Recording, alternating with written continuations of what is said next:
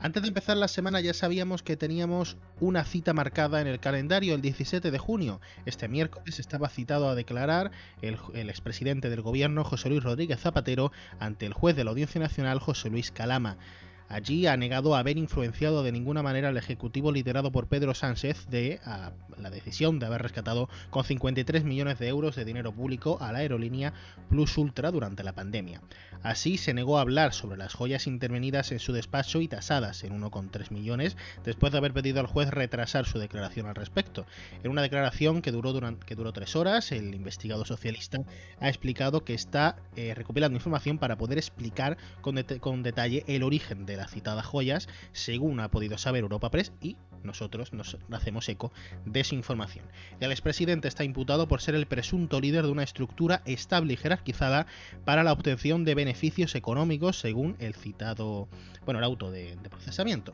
También ha negado haber influenciado en el rescate de la aerolínea y ha asegurado que conoció al presidente de la misma 4 años después del rescate. Ha negado tener empresas en el extranjero ni en primera persona ni a través de terceros, y también se ha referido a la actividad profesional de sus hijas y a la sociedad What the Fab, también bajo sospecha en esta investigación. Dice que esta cobraba por hacer trabajos reales de maquetación. Todo limpio.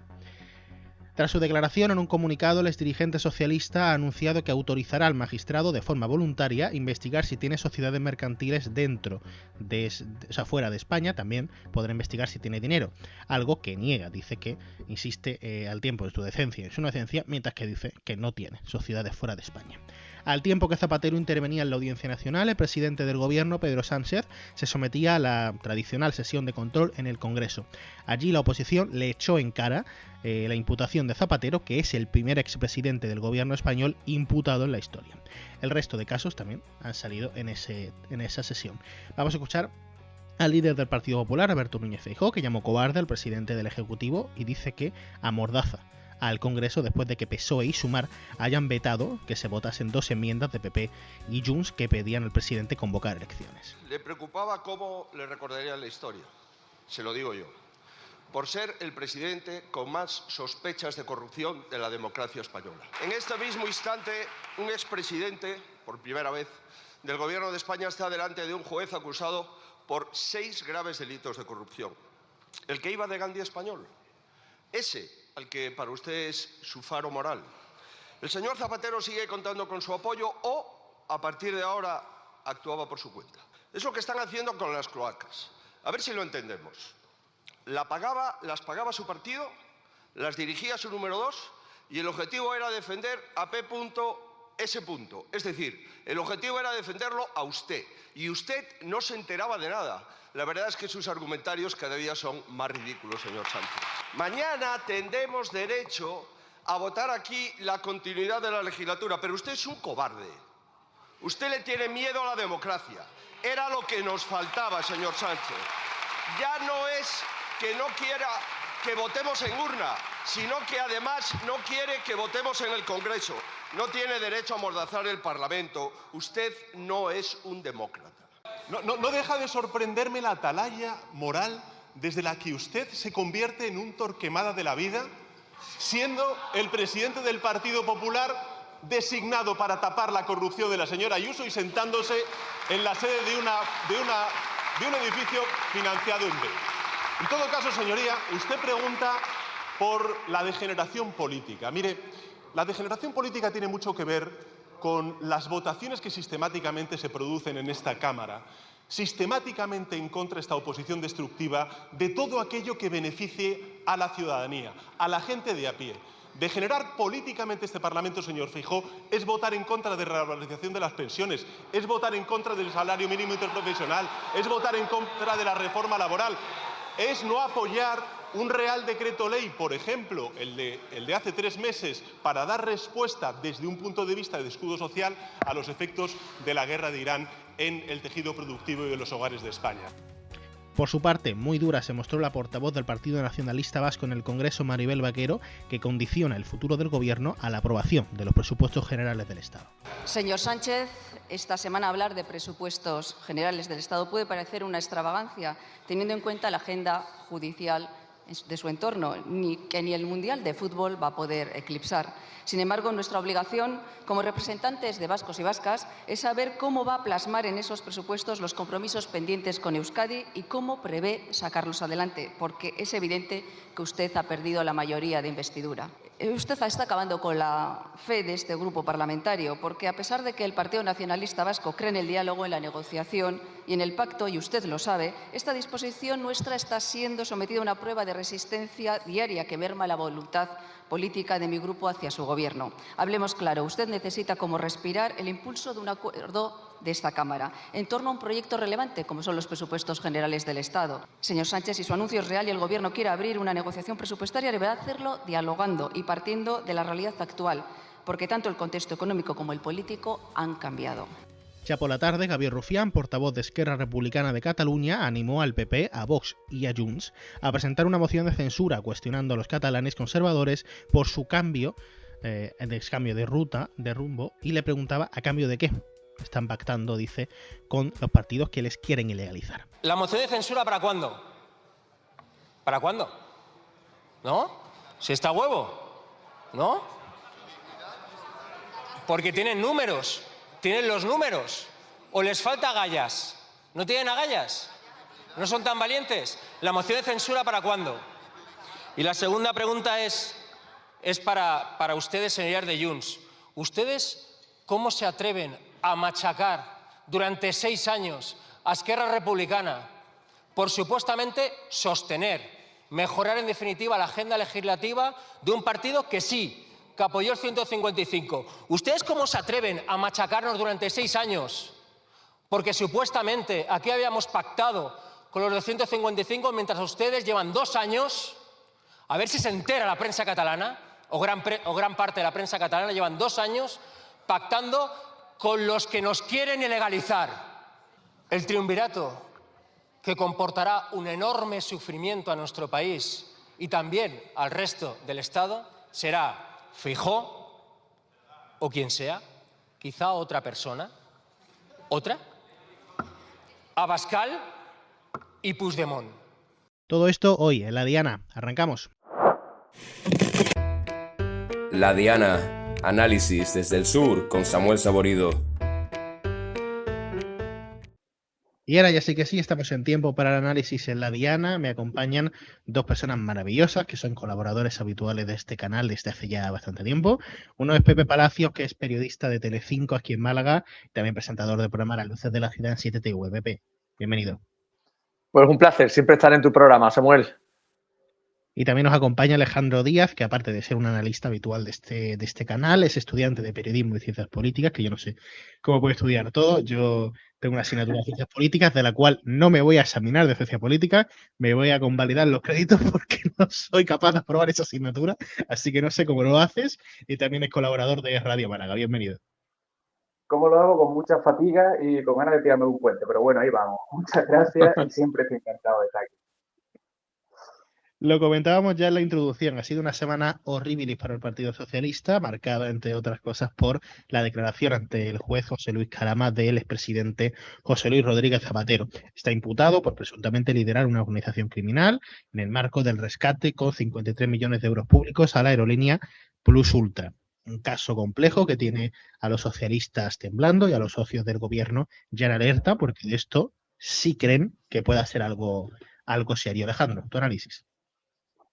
Pues mira, yo creo, porque he visto por ahí muchas declaraciones de gente diciendo que todo esto puede ser como algo para intentar tirar al gobierno, de todos estos casos que se juntan, ¿no? Está también el tema del Leire 10 y esa libretita con ese tal PS apuntado, que es una cosa también que ha sido muy reciente, y que es como un ataque hacia el gobierno. Pero yo creo que esto es hasta beneficioso. O sea, que toda esta corrupción se acumule, llega un momento en el que la población, que no tiene tiempo para dedicárselo a ponerse a investigar de qué va todo esto, se sature y no profundice en cada uno de los casos por separado para comprender de verdad su importancia, ¿no? Y pongo un ejemplo, lo de Zapatero y Plus Ultra, ya lo dije en el radio, se diferencia mucho de otros casos de corrupción del PSOE porque este es trascendental.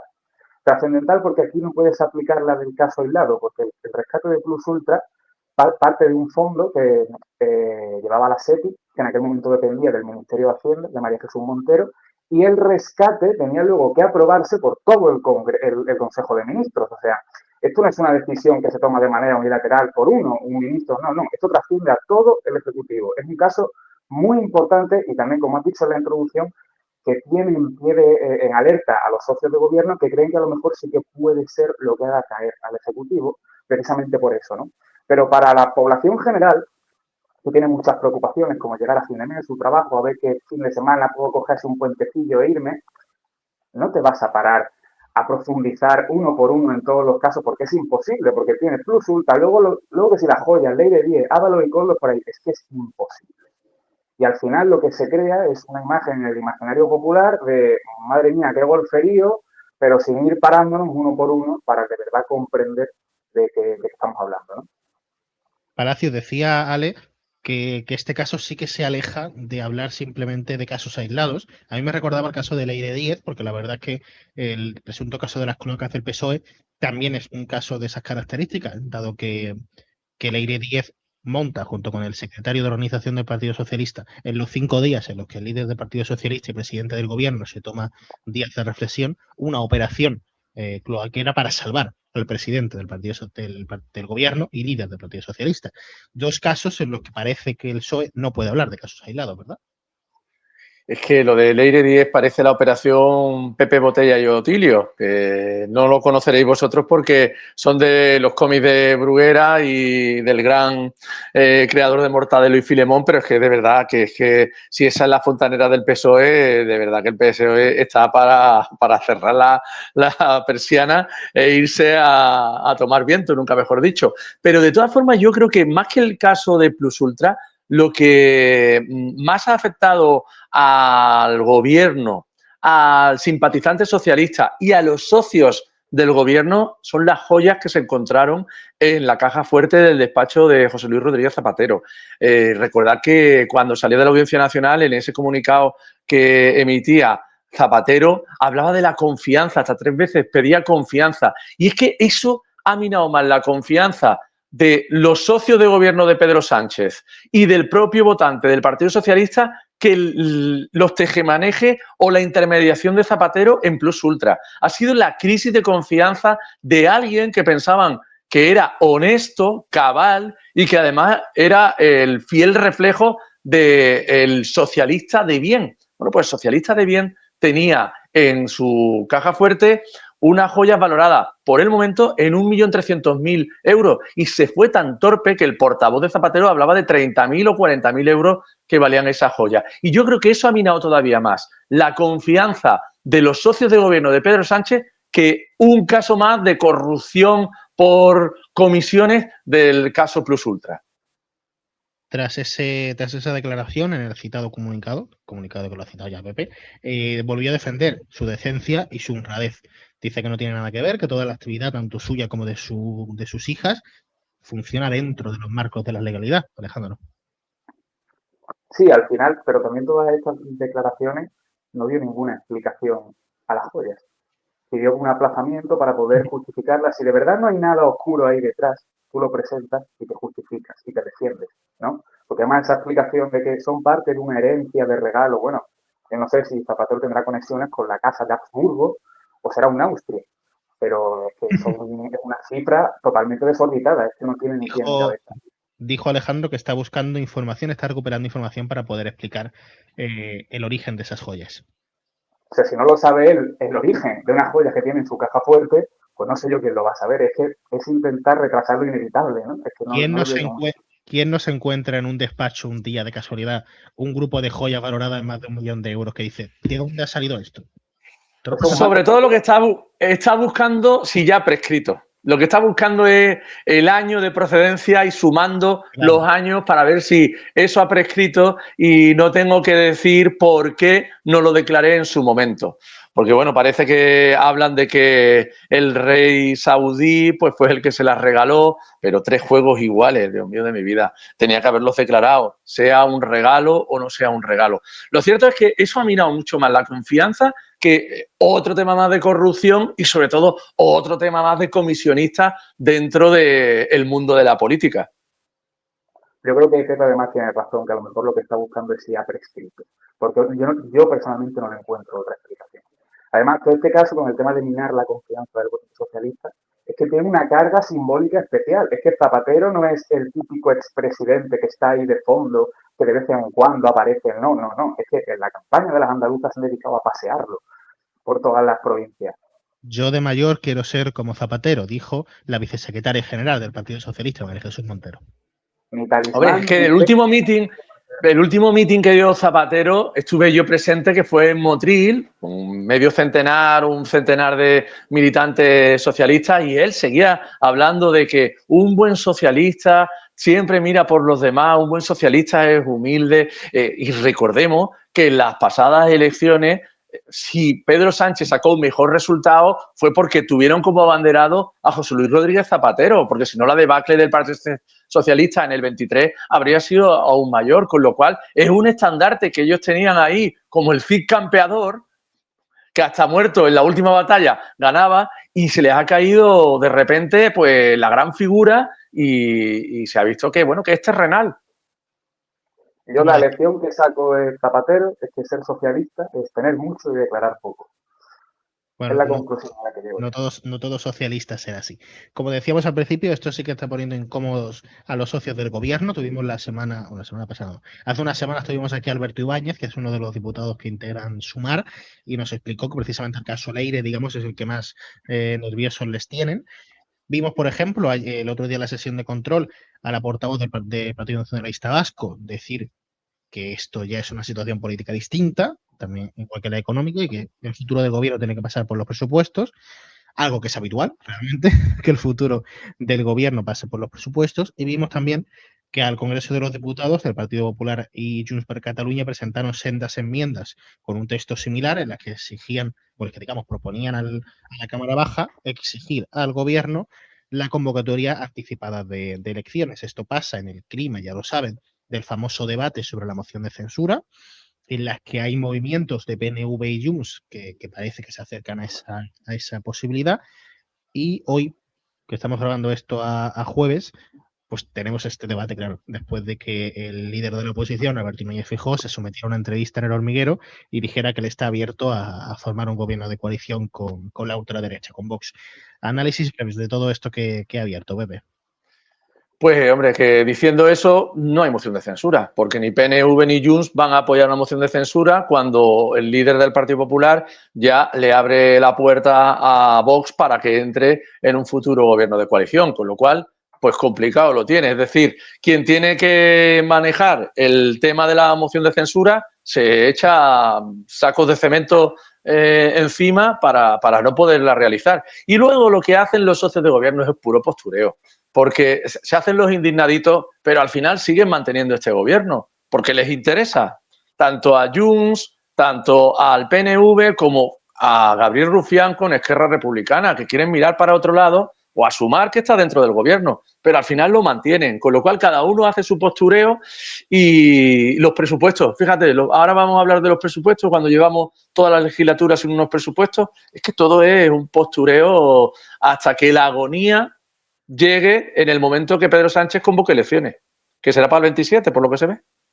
Como por algo se me puede acusar a mí es de ser fan y de citar a Gabriel Rufián, voy a volver a entrar en eso.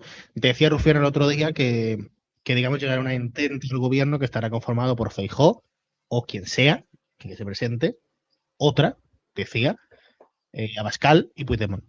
Y una vez más yo quiero citar estas palabras porque yo no descarto que Junts per Catalunya apoye a Alberto Núñez Feijóo como presidente de un gobierno vicepresidido por Santiago Abascal. Yo no lo sé. Pero Samuel, entonces van a perder todos los votos Junts en Cataluña. Si se quieren suicidar políticamente... Ya lo están perdiendo. Junts per Catalunya está virando del independentismo conservador a lo que ha sido toda la vida, que era Convergencia y Unión. Está volviendo, digamos, a ese nivel. De Convergencia. Pero ahí ya le han comido la tostada. Por la derecha se le han comido ya la tostada. O sea que Junts desaparece entonces. A mí me gusta decir que entiendo cómo funciona la política catalana, aunque tampoco la entiendo demasiado, pero yo veo a Junts que está en una posición en la que es capaz de hacer eso. Porque alejarse de Abascal, ¿para qué? Para alejarse a su vez de su competidora por la extrema derecha en Cataluña, Alianza Catalana. Yo no creo que que sea un con Vox no por parte de Junts, por mucho que de boquilla lo digan. Alejandro, te voy a sonreír. A lo mejor Vox dice un con Junts no. Es que, claro, esto es una Eso no cosa que a veces se significa pasa por alto, es que sin Vox es que no vas a ningún sitio, no vas ni a formar gobierno, pero tampoco vas a la moción de censura porque no te dan los votos. Y tampoco puedes pretender que Vox te dé sus escaños sin ningún tipo de garantía y sin nada a cambio. O sea, eso no es un escenario posible que de verdad se deba tomar en serio porque ninguna formación política va a hacer eso, no te van a regalar. Vox ya se ha abierto a apoyar una moción de censura con el independentismo, ya se ha abierto a hacer eso. Como el sanchismo es tan malo, da igual con quién pactes. Es que este es el relato que tiene PP y Vox. No se lleva hasta qué punto a Vox le puede llegar a convenir, sobre todo con su relato de salvar a España del independentismo que lo pergarra, ¿no? Pero bueno, ya dejando eso a un lado. El tema de los socios. Esto es el paripé más grande de la historia de los paripés. O sea, una cosa que a mí me repatea, sobre todo durante esta semana y sobre todo con todo lo que tenga que ver con la corrupción del PSOE, es con un relato que se ha impuesto de eso que decía Gabriel Rufián, que tú lo has nombrado antes, lo voy a nombrar yo ahora, de los corruptos premium y los corruptos cutres. O sea, la derecha es corrupta, esto es un comportamiento normal en la derecha, en la izquierda no. Esto es una excepción, esto es una vergüenza, esto no se puede permitir, no sé. Vamos a ver, la corrupción no entiende de ideología. La corrupción, por desgracia, es algo intrínseco a las organizaciones políticas durante toda la historia de la humanidad. Había corrupción en el Imperio Romano, había corrupción en absolutamente toda organización política y toda forma de Estado. Porque cuando tú le das un poder a una persona, a un grupo de personas, y ese poder no se fiscaliza eficientemente, ni tiene una serie de contrapesos ni garantías, pues ese poder se va a abusar de él. Sea de la ideología que sea, del espectro político que sea. Eso da absolutamente igual. Y con esa visión nos estamos instalando en un maniqueísmo muy peligroso en democracia, de una visión de buenos y malos. Nosotros somos los buenos, vosotros sois los malos. Eso es muy, muy, muy peligroso porque al final también vamos al argumento del fin justifica los medios. Eso que decía Rufián de ¿cuánta mierda más va a salir? ¿No? Porque ¿hasta cuánto estamos dispuestos a aguantar? Porque la alternativa está tan demonizada que es esa malvada ultraturbo derecha, neofascista y neonazi, todos los adjetivos que se le ocurran, que no es un escenario posible darle la llave de gobierno y es preferible aguantar todo el sinvergoncerío y toda la corrupción y toda la degeneración del PSOE porque es de mi espectro político. Eso es increíblemente peligroso. Sobre todo porque cuando hablaba eso de cuánta mierda va a salir, pues mira, pues tiene pinta de que la mierda es que es un río, inacabable, infinito. La cuestión no es esa, la cuestión es cuánta vas a tragar tú y cuánto vas a aguantar tú. Que tiene pinta que muchísimo, porque al final ese fanatismo ideológico, entre comillas, de decir, pues mira, prefiero que esté gobernando esta persona que es de izquierda y así económicamente e ideológicamente a mí en ciertos aspectos y le puedo sacar algo, antes de que en el país haya un presidente que no se lleve, bueno, presidente no, pero un ejecutivo, vamos a decir, porque el presidente no se puede afirmar nada de momento, que se lleva el dinero a manos llenas, ¿no? Pero claro, ¿qué sentido de Estado le vas a pedir a una formación política cuyo objetivo es irse del Estado? Que tampoco tiene mucho sentido. No le puedes pedir pega al olmo. Pepe, un minuto te doy. Pues que me gusta la palabra de, ¿cómo has dicho, Alejandro? Yo he dicho postureo y tú has dicho paripé, que es un paripé. Es un paripé de los socios de gobierno que van a aguantar todo. Lo van a aguantar todo absolutamente. Mientras ellos tengan su parcela de poder y tengan también ciertas prebendas para sus comunidades autónomas, lo van a aguantar todo. Y así pues tenemos un gobierno inmóvil porque no hace absolutamente nada, pero que a todos les beneficia. Así que estamos en una situación bastante complicada hasta que en el 2027 Pedro Sánchez convoque elecciones. Entre esas cosas que no hace PP son los presupuestos generales del Estado. Una de esas cosas que no hace. No los ha hecho en toda la legislatura. No pretendamos que la que ahora es líder de la oposición en la Junta de Andalucía dijo que lo iba a presentar antes de dejar de ser ministra y mira tú, seguimos sin presupuesto. Esta legislatura está perdida en cuestión presupuestaria. Los actuales se aprobaron en 2022, en la pasada legislatura. Antes de abandonar la política nacional, quiero leeros unos párrafos de una noticia escrita por Javier Jorrín en el Confidencial, básicamente porque no me ha dado tiempo a preparar guión sobre esto, pues no me he acordado. que dice que la vicepresidenta segunda del Gobierno y ministra de Trabajo, así como líder de Sumar, Yolanda Díaz, está estudiando presentarse para dirigir la Organización Internacional del Trabajo, una agencia de Naciones Unidas, tal y como ha podido saber el Confidencial. En estos años, Díaz ha recibido esta propuesta desde el mundo sindical ante la delicada situación en la que se encuentra la OIT y ahora está valorando si podría conseguir los apoyos suficientes. La vicepresidencia ya ha abandonado todos sus cargos orgánicos en Sumar y no continuará en la primera línea de la política española cuando acabe esta legislatura. El mandato del actual director general, Gilbert Hongo, vence el próximo año, pero la votación para designar al sucesor se realizará a finales del mes de noviembre. El plazo para la presentación de candidatura finaliza el 31 de agosto, por lo que la cuenta atrás ya ha comenzado. En los últimos días, Yolanda Díaz ha compartido con varios países la preocupación por la situación que atraviesa esta citada organización, ya que algunos gobiernos, en particular el de Estados Unidos, han dejado de financiar al organismo. De esta forma, Díaz ya sabe que cuenta con el respaldo del mundo sindical, pero la votación también depende del voto de las patronales y de los gobiernos. Conseguir los votos es una tarea complicada. ¿Está el futuro de Yolanda Díaz en esta agencia de Naciones Unidas y deja así el espacio del liderazgo de Sumar a otros líderes? Pepe. Pero no había dejado la política, no decía que iba a dejar la política. Es decir, se está buscando su puerta giratoria, ¿no? La OIT, por Dios de mi vida, que es que me suena rancio. Pero bueno, como muchos pensamientos de Yolanda Díaz que también me suenan a rancio y a bueno, pues a una política ya trasnochada. Bueno, pues nada, que se busque su puestecito y para adelante, pero en Sumar sabía que no tenía nada que hacer y por eso se ha retirado, porque además sabe que las próximas elecciones no serán muchos los votos que ellos puedan sacar y se está buscando esto, pero la verdad, ¿quién piensa? Yo ni me acordaba de la OIT. Alejandro Díaz, esto en el marco además en el que Sumar parece romperse porque Más Madrid le ha dicho a Izquierda Unida, conmigo no te presentas a las madrileñas. Mira, yo quiero que Yolanda Díaz nos dé una masterclass de cómo dimitir. O sea, yo quiero saber esa forma de dimitir que tiene hacia arriba. Porque ella en 2024 con las europeas dimitió de algo que no se sabe muy bien el qué. Pero ahora se va a presentar, es que la verdad que es simplemente supervivencia política. O sea, se me ha acabado el tiempo en este espacio, me voy a buscar el siguiente. Porque cuando hablamos de Sumar también, yo creo que son unas siglas que ya tienen un cero valor electoral. O desaparecerá en las generales o sacará un resultado completamente marginal. O sea, yo no creo que eso vaya más a ningún lado, porque esa extrema izquierda populista domesticada por el PSOE, ya lo acabamos de ver en Andalucía, ¿no? Con Maillo, no funciona electoralmente. Es un espacio que tiene que ser combativo contra el PSOE, porque para tenerlo con la correa no va a ningún sitio. Vamos a hacer ahora una pequeña pausa, vamos a abrir el tema de la política andaluza y lo vamos a hacer charlando con Pepe Rodríguez, que es corresponsal en Andalucía del Debate. Vamos a hablar con él y luego volvemos a la mesa. Y como os adelantamos, tenemos en este momento a Pepe Rodríguez, él es periodista, ya lo conocen, del Debate. Gracias por atendernos, Pepe. Buenas tardes, Samuel. Muchas gracias a ti. Entre las múltiples cosas que te tengo que cuestionar está la gran incógnita que tenemos en estos momentos, al menos hasta ahora, salvo que en un día que va a tardar en publicarse se resuelva todo, es qué va a pasar entre Partido Popular y Vox, que están llamados a entenderse. Partido Popular al parecer no se sienta a negociar, se sentó Juanma Moreno con Manolo Gavira, que es el líder de Vox en Andalucía, unos días antes de la constitución del Parlamento, aún y así no hay un acuerdo, y miren que están llamados a gobernar. Antes de ayer, aunque para nosotros es ayer, el presidente nacional del PP, Alberto Núñez Feijóo, se sentaba ante las duras preguntas de Pablo Motos, que es un reconocido periodista de esos de los duros, de los que no dejan vivo a nadie. Pablo Motos le preguntó por un cogobierno con Abascal y él abrió la puerta a gobernar en coalición.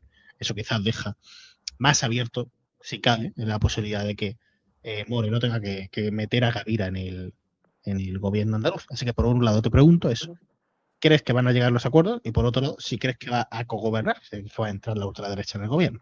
La respuesta es sí, porque como tú bien has dicho, son dos partidos llamados a entenderse. En relación con lo último que has comentado, se me ha venido a la cabeza unas palabras de Miguel Tellado, el secretario general del PP Nacional, que ha sido enmendado por Alberto Núñez Feijóo en su entrevista en El Hormiguero.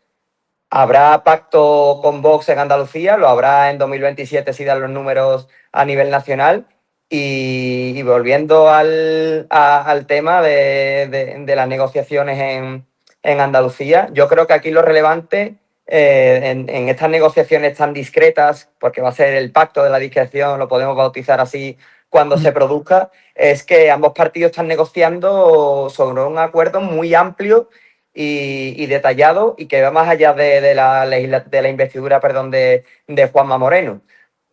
Porque básicamente ambos partidos comparten el interés de que, bueno, por un lado el Partido Popular quiere que esto garantizarse la estabilidad que ha perdido, en parte, garantizarse esa estabilidad que no tiene ya sí, la mayoría absoluta, y por otro lado Vox quiere asegurarse, ya que tiene esa oportunidad, aunque apenas creciera, que bueno, que al final es un crecimiento, aunque apenas creciera un diputado, cuando en otros parlamentos su crecimiento ha sido mayor, ahora sí está en el escenario que ellos querían desde el principio, que era condicionar un gobierno de Juanma Moreno.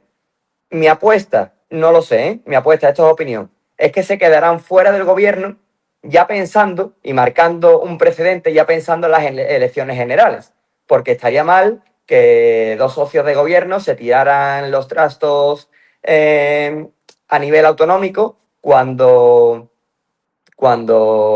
están gobernando juntos, ya de cara también a unas elecciones generales. No se trata, como digo, de una conversación limitada a unos pocos asuntos, sino de pactar, esto sí me consta, prácticamente todas las áreas de gobierno, y eso revela que ambas partes dan por hecho que tienen que entenderse, volvemos al inicio, y que buscan una relación estable para toda la legislatura. Es verdad que no sería muy lógico que dos socios de gobierno se tirasen durante la campaña, pero es verdad que vamos a tener, que tenemos ya gobiernos de coalición en Extremadura, en Castilla y León y en Aragón, me he dejado, que son Partido Popular y Vox por órdenes de Génova y de la Dirección Nacional de Vox. Tú apuestas porque no entran, aún así, si entrasen, ¿qué consejerías crees que está dispuesto a ceder Juanma Moreno? Una de ellas podría ser Agricultura. Que Acceder, no sé. Claro, hay uno de los agricultores o sea, un grupo de los agricultores ya dice que no quieren que Vox lleve esa consejería. Sí, bueno, indirectamente han dicho que no quieren a Vox en la consejería, apelan hacia la continuidad del actual gobierno en esa consejería, dirigida por Ramón Fernández Pacheco, pero bueno, si Vox pidiera sillones, que ahora mismo están insistiendo en que los primeros son las medidas, yo creo que Agricultura, porque su discurso también, aparte de la inmigración, e incluso relacionado con ella, está la agricultura, sería esta la consejería que pedirían, alguna también en el ámbito social, pero yo creo que no tienen la fuerza suficiente como para pedir más de una consejería y una vicepresidencia en caso de que de verdad quieran entrar en el gobierno autonómico. Hablando ya de los partidos de la oposición, Adelante Andalucía se ha hecho su puesta de largo, que es lo habitual, nombrar a los portavoces y a los portavoces adjuntos.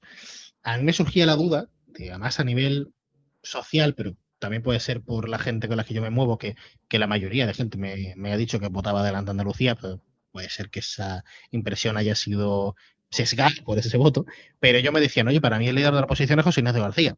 José Ignacio García entonces tenía un grupo de 2 diputados que no tenía ni grupo. Tenía grupo porque no había nadie más en el grupo mixto, pero se llega a ir alguien del PSOE o alguien del PP y compartirían grupo.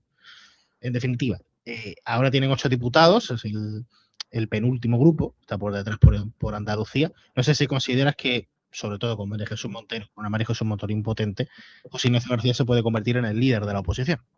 Puede hacerse esa lectura, básicamente porque yo creo que Adelante Andalucía sí tiene la legitimidad de la que carece tanto PSOE como por Andalucía, que es la marca regional, digamos, de Sumar, o como se vengan a llamar en las próximas elecciones nacionales, puesto que son dos partidos, dos candidaturas ligadas al gobierno que según la opinión pública, y así se ha visto en las elecciones, está agravando a Andalucía respecto a otras comunidades, ¿no? Entonces, esto Adelante Andalucía ha sabido explotarlo, ha sabido desmarcarse de esta corriente y también atizarle, porque puede, ¿no? También atizarle al gobierno central y no solo los partidos de la derecha, con lo cual un votante de izquierda perfectamente puede estar en contra del actual gobierno de España y votar a la izquierda, como en este caso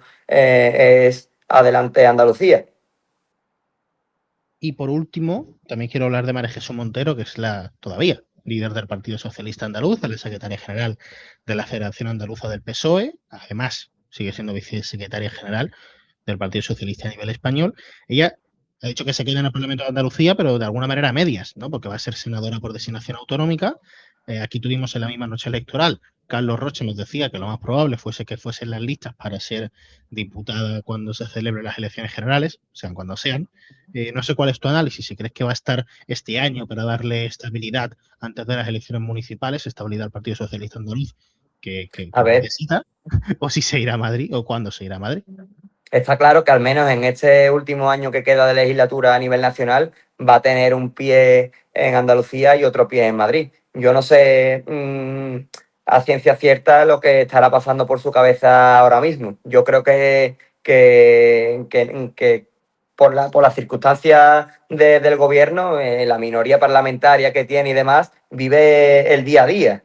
No puede vaticinar más allá de cada semana parlamentaria. Y en esa está también María Jesús Montero. Yo creo que no se plantea de momento moverse de Andalucía. Como líder de la oposición en el Parlamento y luego con otro pie en Madrid como senadora por designación autonómica. ¿Pero tú crees que va a estar toda la legislatura? O sea, ¿cuál es tu opinión? Yo creo que no se presentará a las elecciones generales. No encabezará como en anteriores ocasiones la lista por Sevilla, pero claro, esta es una apreciación mía y que puede resultar, como otras tantas que he hecho en este programa, incorrecta. Yo creo que caería en una contradicción grande y en muy corto periodo de tiempo, con lo cual yo creo que no se mueve de Andalucía en lo que queda de legislatura. Sí, porque autonómica. En toda la legislatura. Si por algo se caracteriza el Partido Socialista y en concreto María Jesús Montero, por no caer nunca en ninguna contradicción. No, está claro que no. Pero es que, bueno, sería una más también. No sería novedad. Pepe Rodríguez, periodista en Andalucía del Debate. Gracias por atender a la Diana. Muchas gracias, Samuel. Nos vemos en otra. Un abrazo. Un abrazo. Y volviendo ahora a la mesa de análisis, tenemos a Pepe Rodríguez, a Alejandro Díaz, ya se lo recuerdo. Vamos a hablar ahora de Andalucía. Ya saben que el pasado 17 de mayo los andaluces, hace un mes, los andaluces votamos y le dijimos al Parlamento de Andalucía que queríamos que estuviese compuesto por 53 diputados del PP, 20 ¿cuántos del Partido Socialista? ¿Se me ha olvidado? ¿28 eran? ¿O 28. 28 diputados del Partido Socialista, 15 de la ultraderecha, 8 de Adelante Andalucía y 5 de Por Andalucía, la coalición liderada por Antonio Maillo, que antes citaba Alejandro. Partido Popular y Vox se tienen que poner de acuerdo. Para gobernar, Juanma Moreno se tiene que poner de acuerdo con Vox, con el cual se reunió con su líder, Manolo Gavira, unos días antes de la construcción pusiese de largo el Parlamento de Andalucía y, por tanto, se eligiese la mesa de Parlamento donde no tiene representación Vox. Es verdad que esto es algo que puede cambiarse, se puede incluir durante la legislatura algún representante de Vox, pero ahora mismo no lo tiene. Las negociaciones no avanzan y la gran duda está en si la ultraderecha querrá formar gobierno y el centro derecha querrá que la ultraderecha entre en el gobierno. Alejandro, ¿qué opinas? ¿Para gobierno? Es cuestión de tiempo. O sea, no es que las negociaciones están paradas, van a salir. Van a salir sencillamente porque son dos alternativas. O tanto para el Partido Popular y Vox hacen un acuerdo incómodo y gobiernan juntos, o repetición electoral, que es un escenario que no le conviene a ninguno de los dos. O sea, esto va a acabar sucediendo. Sobre todo porque Vox ha cambiado de estrategia en lo que a los gobiernos autonómicos se refiere. Porque, claro, el populismo, yo siempre lo he dicho, le daña mucho gobernar. Es una cosa que le duele muchísimo, porque todas esas soluciones mágicas, a la hora de la verdad, no lo pueden materializar. Pero claro, el relato, muchas veces la política se entiende por relatos. El relato del PP es: somos el voto útil de la derecha.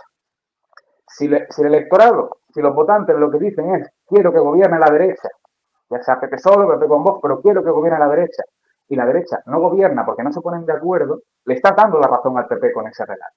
de que es el voto útil, de que de verdad si quieres que gobierne la derecha le tienes que votar a él. Con lo cual, a Vox una repetición electoral cuya causa sea que no se han puesto de acuerdo, no le saldría conveniente. Pero es que tampoco al propio Partido Popular, porque tenemos ya aquí un actor con mucha influencia que es Adelante Andalucía. Adelante Andalucía, porque muchas veces la representación que se tiene en los parlamentos tiene un efecto psicológico muy fuerte en las elecciones, ¿no? Tienen 8 diputados. Ya se ha consolidado como una opción de verdad a tomarse muy en serio. Porque cuando tienes muy poca representación, pues el votante de izquierdas a lo mejor puede llegar a pensar, bueno, no sé si saldrá, a lo mejor estoy tirando mi voto, no sé qué. Cuando ya tiene mucha representación ya se la toman más en serio. Y no creo que le quiten votos al PSOE Adelante Andalucía, porque yo creo que el PSOE andaluz está ya en su mínimo, es su colchón, pero lo que sí que creo que pueden hacer es crecer por la movilización, sobre todo del electorado de izquierdas que está desmovilizado, porque es que Jesús Montero es Jesús Montero. Yo creo que pueden crecer por ahí, y ese crecimiento de Adelante Andalucía, pues la ley electoral siempre favorece a la fuerza política que tiene más representación. Cuanto más partidos entran ahí a repartirse escaños, esos escaños salen de la fuerza con más representación, es decir, del PP. Ese crecimiento de Adelante Andalucía le puede costar escaños al PP. O sea, es que la repetición electoral no es una alternativa conveniente ni para el PP ni para Vox, por lo cual más tarde o más temprano se van a acabar poniendo de acuerdo. Pepe. Yo decía en mi programa ayer precisamente que en vez de la prioridad nacional va a estar la prioridad vacacional. La prioridad vacacional. ¿Por qué? Porque seguramente a mediados de julio sea el debate de investidura de Juanma Moreno, en donde ya se habrá realizado la negociación que tiene que realizar el Partido Popular con Vox, y los andaluces vamos a estar o de vacaciones o pensando en irnos de vacaciones. Con lo cual, ni nos vamos a enterar ni nos va a interesar tanto cuáles sean los detalles de las concesiones que el Partido Popular va a dar a Vox en el futuro gobierno. Y viendo lo que ha pasado en Extremadura, lo que ha pasado en Castilla y León y lo que está pasando también en Aragón, pues lo lógico es que al final Juanma Moreno, el moderado, tenga que tragar con muchas de las medidas que quiere Vox, y tendremos el peor mejor gobierno que se puede tener, porque como bien decía Alejandro, no hay otra alternativa. O Juanma gobierna o vamos a elecciones. Ir a elecciones no le conviene ni al Partido Popular, no le conviene a Vox, y yo creo que tampoco le conviene al Partido Socialista, porque de nuevo sacar su colchón más bajo, 28 o 27, es que la verdad es que el electorado se vería muy frustrado y muy decepcionado si no son capaces de llegar a un acuerdo, sobre todo cuando se está viendo que los acuerdos son, el único que hay es PP y Vox. Ale, ¿quieres hacer un apunte? Si no, cerramos Andalucía, ¿eh? Claro, también con el tema de los acuerdos es que hasta en un muy supuesto y fantasioso escenario en el que la izquierda sumase para una mayoría, no sé yo hasta qué punto Adelante Andalucía cedería ahí en las negociaciones cuando la clave de su éxito ha sido diferenciarse del PSOE y de implantarse como... Adelante Andalucía ha dicho por activa o por pasiva que ellos van a facilitar el cambio. Ahora, no quieren gobernar con el Partido Socialista. Entonces, claro, eso es una calle sin salida. Es una calle sin salida, ¿no, Alejandro? Totalmente. Es que no le veo yo, sería una legislatura que tendría que pararse a negociar 1.000 millones de cosas para cada iniciativa que saque. O sea, no lo veo un escenario posible. Y sobre todo porque los votos no dan. O sea, estamos hablando de un escenario de fantasía. Y decía que cerramos Andalucía, es un cambio de vestuario corriendo por... Pero bueno, Samuel, esto se avisa, ole tú. Lo he pensado hace 5 minutos, ¿vale? No sé si me veis a mí, no lo estoy viendo. Se ha quedado sin sonido al verte tan a la sorpresa. De España, vamos a sacarlo, porque es que, claro, es que España está jugando el Mundial, jugó el otro día contra Cabo Verde, un partido que, bueno, fue regularcillo. Tuvo el empate a 0 contra Cabo Verde, pero las sensaciones fueron de que España, oye, Pepe, sabe jugar. Sí, pero a mí me tiene preocupado. Pero me tiene preocupado, ¿sabes por qué? Porque tenemos muy buenos jugadores, pero no están en la mejor forma posible. Es decir, dependemos de una gran estrella como Lamine Yamal, que no está al 100%. Dependemos de otro extremo importante como es Nico Williams, que no está al 100%. Víctor Muñoz, que ya vemos que no va a estar ni siquiera para el segundo partido. Pedri, que a los 70 minutos ya estaba agotado contra Cabo Verde. Rodri está muy flojo también. O sea, tenemos unos grandes jugadores, pero creo que no han llegado en la mejor forma. Es decir, creo que a lo mejor ha apostado Luis de la Fuente por su núcleo duro, pero su núcleo duro no está al 100% por lesiones, por tiempo que no han estado jugando o por simplemente porque han sido muchísimos partidos y algunos llegan agotados. Y eso es lo que me preocupa. Espero que en el próximo partido contra Arabia, pues ganemos, ¿no? Que es lo que necesitamos. Necesitamos ganar los 2 partidos que nos quedan para poder pasar esta primera fase. Pero veo que están cogidos con alfileres porque llegan con muy poco rodaje. Ale, yo no tengo constancia ninguna de que sea futbolero. No sé si lo eres. En cuyo caso, ¿viste el partido de España? ¿Qué te pareció? Samuel, esto es una materia en la que soy completamente iletrado. No me gusta nada el fútbol. Es que no sabría decirte absolutamente nada más allá de que está el Mundial. Es que hasta aquí mi conocimiento. Irás con España, ¿no? Hombre, sí. Es lo único que me gusta del fútbol es cuando hay este tipo de cosas, que si mundiales, Eurocopas, de ver a España. Pero encima con los exámenes es que no he visto nada. ¿Sabes que hay gente que dice, no, es que como no hay nadie de España que sea del Real Madrid, yo voy con Portugal para que gane Cristiano Ronaldo el Mundial? Perdona, ya hay uno del Real Madrid, Cucurella. Cucurella ya es del Real Madrid. Hemos fichado a uno solo para tener los madridistas ya pueden estar tranquilos que ya tenemos un jugador que es Cucurella, que por cierto fue de lo mejor que hubo en el partido contra Cabo Verde. Yo quiero enviar un mensaje. ¿Qué pone en tu DNI? Si en tu DNI pone Málaga, pone Murcia, pone Bilbao, pone Barcelona también es de España, pone Madrid. Tú no puedes ir con Portugal en el Mundial. Tú tienes que ir con España, coño. Exactamente. Bueno, hay que ir con España y tenemos un fin de semana súper futbolero, pese a que Alejandro no sea muy futbolero, pero es que el Málaga podría subir a Primera División este sábado. Lo tiene muy complicado porque juega en Almería, porque a la Almería con un empate a 0 le vale para ascender. Es decir, el Málaga es el que necesita imperiosamente ganar el partido. Pero imagínate, Alejandro, lo que puede ser este sábado por la noche si el Málaga sube a Primera y las calles se inundan de aficionados con la alegría de tener de nuevo a nuestro Málaga en Primera División. Algo de eso he visto del Málaga, vaya, porque mi Instagram se ha llenado de historias de gente del Málaga. Otra cosa. A mí me toca hacer las crónicas para la radio y lo estoy viviendo con muchas ganas. Hombre, bueno, Samuel, pues cuéntame, ¿cómo te planteas este sábado? Porque es un sábado importante. Es un sábado importante. La verdad es que me viene bien que sea el partido el sábado, así tengo el domingo para hacer la crónica tranquilo. Creo que yo estoy en la radio de que vamos a ganar 2-3. Vamos a ir a prórroga y vamos a ganar 2-3. Va a ser un partido difícil porque la Almería es un buen equipo. Yo lo siento ahora mismo por la gente que no sea de Málaga. Programa informativo, ahora mismo esto es un deporte, un programa deportivo es ahora. Yo creo que la Almería es un buen equipo, que lo va a poner complicado. Pero el Málaga también. Y el Málaga va a tirar de épica y yo creo que el Málaga es capaz de pasar.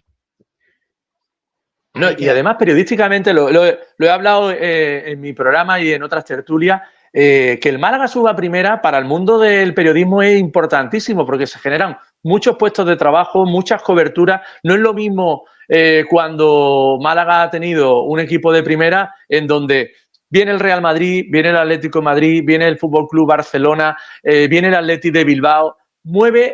Todas las redacciones se amplían porque necesitas más cobertura, porque necesitas contar muchas cosas, porque tienes que entrar en el radio, en el programa nacional, porque en la COPE, en la SER, en Onda Cero. Es decir, si el Málaga sube a Primera, no es solo luego también los hoteles, la hostelería, todos los aficionados que vienen a pasar el fin de semana a Málaga, porque al fin y al cabo Málaga es una ciudad súper atractiva para hacer turismo y para encima ver tu equipo favorito. Lo que generaría que el Málaga esté en Primera, la verdad es que otra inyección de moral e inyección también profesional, que como está el mundo del periodismo, la verdad es que sería de agradecer pues que se crearan esos puestos de trabajo tan necesarios. A mí con que me paguen las horas que hago los sábados haciendo el partido del Málaga, yo con eso me conformo. Pepe Palacios, Alejandro Díaz, colaboradores habituales de la Diana, gracias por estar aquí, gracias a vosotros por haber aguantado este espacio deportivo aquí en la Diana. Nosotros nos vemos la semana que viene con un debate, con una tertulia de jóvenes políticos, donde hay representación y examen de Partido Popular y Partido Socialista, y en 2 semanas hay algo especial. puede que te lo cuente la semana que viene. Si no, te vas a tener que esperar. Gracias a todos. Nos vemos. Un abrazo. Y Nos espero vemos. mañana le vaya bien en el Mundial. Chao.